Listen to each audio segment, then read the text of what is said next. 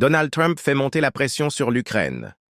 Et aujourd'hui, il rencontre Volodymyr Zelensky à la Maison-Blanche dans un climat électrique.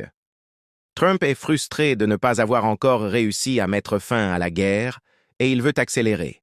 Mais ce qui inquiète beaucoup de défenseurs de l'Ukraine, c'est que ses propositions ressemblent de plus en plus à celles du Kremlin.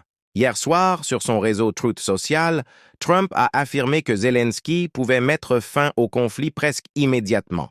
Selon lui, il suffit de renoncer à deux choses, récupérer la Crimée annexée par la Russie en 2014 et rejoindre l'OTAN. En clair, exactement ce que veut Moscou. Mais ce n'est pas tout. Après sa rencontre avec Vladimir Poutine en Alaska, Trump a changé de ton. Au départ, il parlait d'un simple cessez-le-feu. Aujourd'hui, il insiste sur un accord de paix durable, ce qui, encore une fois, correspond à la ligne défendue par la Russie.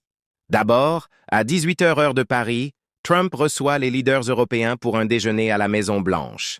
Ensuite, à 19h heure de Paris, ce sera le tête-à-tête très attendu avec Zelensky dans le bureau ovale. Puis, les deux hommes seront rejoints par les dirigeants européens pour une réunion élargie. Mais attention, aucune conférence de presse n'est prévue.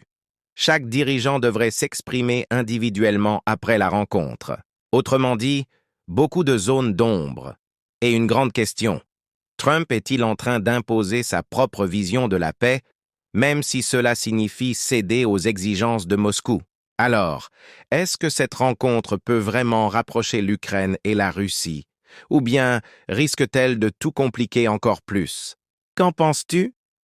Trump joue-t-il le rôle de médiateur ou celui de faiseur de roi pour la Russie? Dis-moi ton avis en commentaire.